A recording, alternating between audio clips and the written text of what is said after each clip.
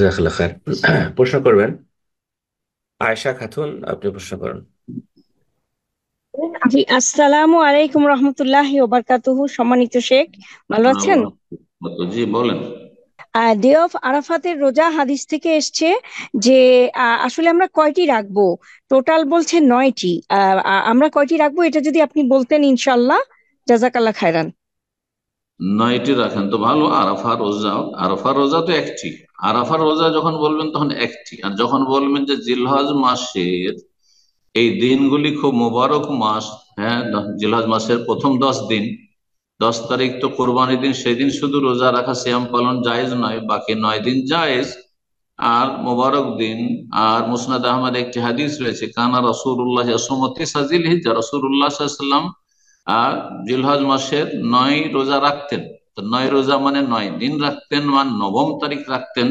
দুটোই অর্থ করা হয়েছে, সুতরাং একটি অর্থের ভিত্তিতে 9 দিন রাখতে পারবেন। আর তারপরে এই সময়গুলি গোটা বছরের মধ্যে সবচেয়ে উত্তম সময়, দিনের দিক থেকে সবচেয়ে উত্তম দিন হচ্ছে জিলহজ মাসের এই 10টি দিন। সুতরাং কেউ যদি 9টি রাখতে পারে তো ভালো, না পারে 3টি রাখবে, 5টি রাখবে, 7টি রাখবে, যে যতটা পারে। আর যদি কিছুই না পারে কমপক্ষে একটা রাখারও চেষ্টা করবে, সেটাও ফরজ নয়। সেটা রাখলে গত 1 বছর গুনাহ মাফ হবে, আগামী 1 বছর গুনাহ মাফ হবে, কিন্তু আরাফার রোজাও ফরজ নয়। জি।